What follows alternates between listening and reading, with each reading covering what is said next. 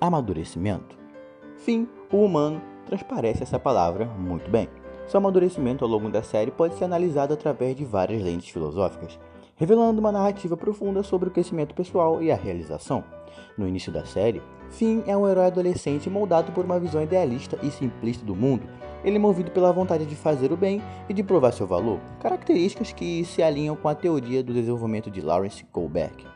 Lawrence Kohlberg desenvolveu uma teoria sobre o desenvolvimento moral que se baseia na ideia de que a moralidade evolui em estágios distintos, à medida que o indivíduo amadurece.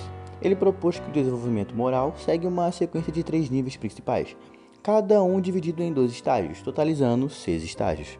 Temos 3 níveis: o nível pré-convencional, o nível convencional e o nível pós-convencional. No nível pré-convencional, temos a obediência e punição, que é quando o comportamento é guiado pela obediência às regras para evitar punições. E os interesses próprios, onde o comportamento é orientado por interesses pessoais e recompensas. A moralidade é vista de forma mais pragmática. Nível 2. Convencional. Estágio 3. Conformidade interpessoal. A moralidade é guiada pelo desejo de agradar aos outros e a ser aceito socialmente. Estágio 4. Manutenção da ordem social. As ações são baseadas no respeito às leis e normas sociais para manter a ordem e o bem-estar da sociedade. Nível 3. Pós-convencional. Estágio 5. Contrato social e direitos individuais. A moralidade é baseada na ideia de contrato social e na proteção dos direitos e valores. As leis são vistas como flexíveis e devem servir ao bem-estar geral. Estágio 6. Princípios éticos universais. As decisões morais são baseadas em princípios éticos universais e justiça, que podem transcender as leis e normas sociais. Nesse estágio, Finn busca a aceitação dos outros através das suas ações heróicas e enfrenta questões de moralidade em termos binários: certo ou errado, herói ou vilão. Esse período é marcado por uma visão infantil de moralidade, onde Finn encara as situações com um senso de justiça que não leva em conta a complexidade das circunstâncias. Sua postura é reflexo da moralidade pré-convencional, onde a moralidade é guiada principalmente por recompensas e punições.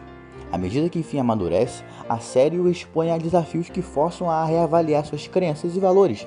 Esta fase é uma transição crucial, refletindo a ideia de Friedrich Nietzsche sobre a necessidade de questionar e reavaliar valores estabelecidos. Friedrich Nietzsche argumentou que os valores e crenças tradicionais, muitas vezes baseados em doutrinas religiosas, precisam ser questionados e reavaliados. Ele propôs que, com a morte de Deus, havia uma oportunidade de criar novos valores que fossem mais autênticos e alinhados com o potencial humano. Nietzsche introduziu o conceito do Übermensch, o além do homem, como um ideal de alguém que transcende normas estabelecidas e cria seus próprios valores, promovendo o crescimento pessoal e a liberdade. Com isso, Finn começa a enfrentar a complexidade moral, onde o simples conceito de certo e errado não é mais suficiente para guiar suas ações.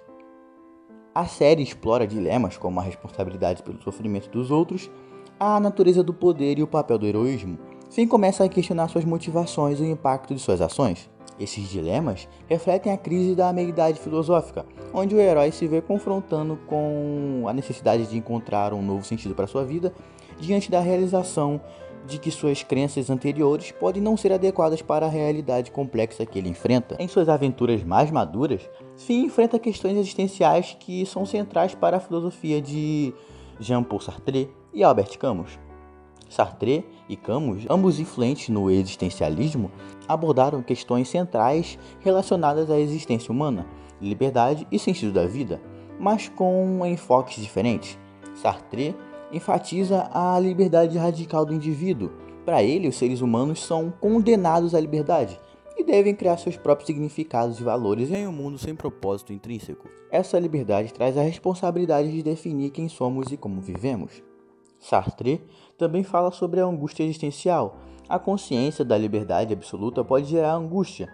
Sartre acreditava que essa sensação de angústia é uma consequência da responsabilidade pela própria existência e pelas escolhas que fazemos. Sartre, com sua ideia de o ser e o nada, em sua obra principal, Sartre explora o conceito de ser em si, o ser das coisas, o ser para si. Sartre, com sua ideia de o ser e o nada, em sua obra principal, Sartre explora o conceito de ser em si e ser para si. O ser em si significa o ser das coisas, e o ser para si é a consciência humana. O ser para si está marcado pela consciência de sua própria liberdade e pela capacidade de transcender sua própria essência. Camus explora a ideia de que a busca humana por significado é inconciliável com a indiferença do universo. O absurdo surge da discrepância entre a necessidade humana de sentido e a falta de um sentido universal. Camus também fala sobre a rebeldia e a revolta em resposta ao absurdo.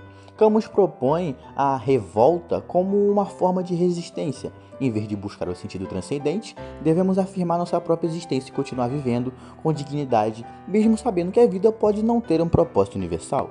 No mito de Sísifo, Camus usa o mito de Sísifo como metáfora para a condição humana. Sísifo, condenado a empurrar uma pedra à montanha acima apenas para vê-la rolar de volta, representa a luta constante e aparentemente sem sentido. Mas Camus vê nisso uma forma de heroísmo e aceitação do absurdo. A série explora a busca por autenticidade, onde Finn deve encontrar não apenas o mundo externo, mas também seu próprio eu interno. Ele enfrenta situações que desafiam suas crenças fundamentais e forçam-no a refletir sobre sua identidade e propósito. Esse período é caracterizado pela busca de Finn por significado, além das experiências impostas pela sociedade ou pelos outros. Ele começa a aceitar suas falhas e limitações, entendendo que o verdadeiro valor não está apenas em suas conquistas heróicas, mas também na sua capacidade de se compreender e se aceitar. A jornada de Finn ressoa com o conceito de absurdo de Camus, onde a vida é vista como intrinsecamente sem sentido e a realização vem através da criação de significado pessoal. Na fase final da sua jornada, Finn alcança o estado de equilíbrio e maturidade. Pode ser comparada à ideia de eudaimonia de Aristóteles. Eudaimonia, ou vida boa, é alcançada não apenas por meio de conquistas externas, mas pela realização interna e virtude.